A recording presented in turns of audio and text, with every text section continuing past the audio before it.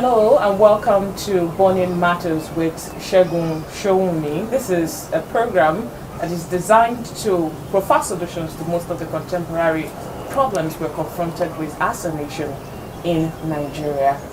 My name is Simiat Abaru.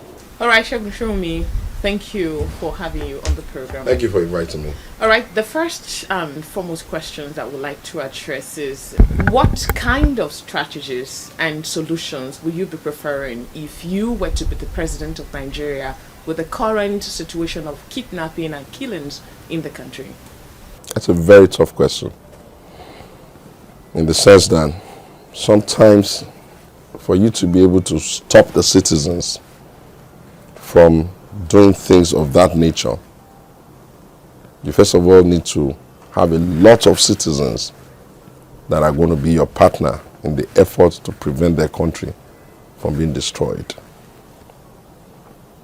What do you give the Nigerian citizen today that can make him flip overnight into becoming a partner with his government towards his nation when the trust deficit is so low? I've said often, and I sometimes been laughed at for saying this, that we are not using the instrument of state governors well enough. I expect that by now every state must know that there's an urgency for them to be able to ascertain absolutely in clear terms who lives in their state, where he lives, what is his name, and the vitals, so that there is no hiding space within the entire country for citizens, in the sense of we know who is in Kano and all that. We can account for people. If we do that as a first step, the next step will then be to insist that people must account for every member of their household at close of day, so that even if you travel, there's a process that expects that somebody has said, oh, Simiat has traveled, and where Simiat is going, somebody has said, we have received Simiat. It's a model like that works in Germany. They call it the Ameldung. It's a process where everybody is basically accounted for to a verifiable address by biometrics. And now with technology, if you start quickly, you may find out that it's not even as costly or as laborious as we're thinking, first point. But the critical one is, what are you going to do in the interim to bring a substantial number of your citizens to back you, having not done so much for them and haven't created a narrative of people thinking that their country is not delivering for them? I believe that if a president using the instrument of his sovereign authority can start to give them social security via their national currency, imagine for a second if a program just came onto the table where every Nigerian knew that if they were not of a particular level, this was going to come for them every month because somebody has thought about the fact that how are they to eat. It may be pricey, but it will give the citizens urgent buy-in to a government. Having gotten their buy-in, you're implementing the second strategy. The third would possibly have to be, you need, with every sense of dignity, a completely brand new police. Everything rises and falls on the police. And you cannot expect a police that you have not looked after, that you have not infused the right policing philosophy to deliver more than what the present sets are delivering. From the topmost person in the country to the least, no one is so small. There has to be the fear, the respect of policing authority, and the certainty of policing capacity to stop you in crime.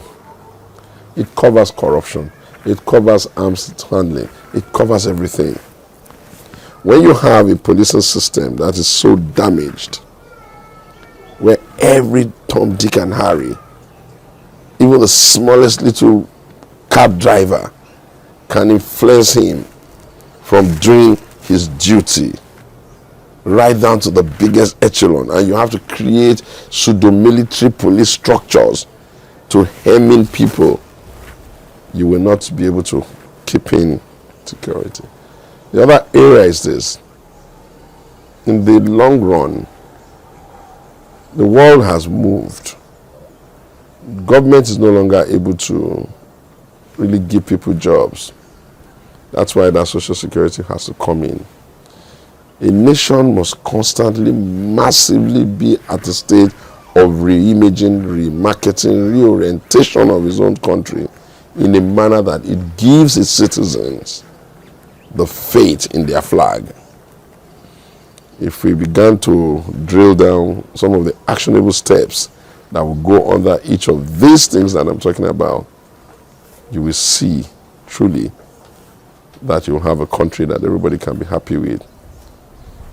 If we, from what we hear in the country, if it seems to be that because of careless management of the nation's diversity, every part of the country now wants to have a conversation around their role and their inclusiveness in the country, no government can pretend that the time has not come for that dialogue.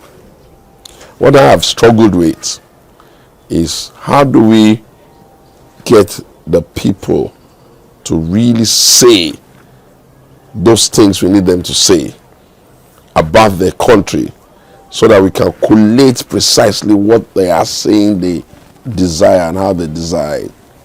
And why am I saying it this way? There is always the risk that you are hopping or moving or hoarding people from one criminal set of elites who are in government today to another potential criminal set of elites who are trying to be in government the next day. And each side, every time this argument or this process goes on, there is always the question of, oh, we are not the owners of the Constitution. Oh, the people are not, oh, we want restructuring. Oh, if it be so, we need a process by which we will know precisely what are the Nigerians saying. And what beats me is that government doesn't even need all this that they are doing, or being hijacked, or being browbeaten to think that that has to happen. A detailed, professionally conducted, double-blind survey in all the languages that allowed Nigerians to quietly just do a survey of what those things are will create the data you need. The mining of that data, the filtration of that data will give you an idea precisely what they are saying in each and every community. Specialist constitutional capacity companies, drafters, can be put together to sit down and then, having taken into context what each and every minute community is saying via this survey, you can have the backbone of what you call what the Nigerians are saying.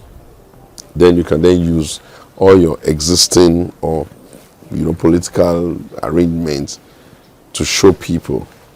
Now, if you've done it if you've done it absolutely the way you should do it, you're not skewing the question, you're not working for a particular answer, you will hear clearly what the Nigerians are saying.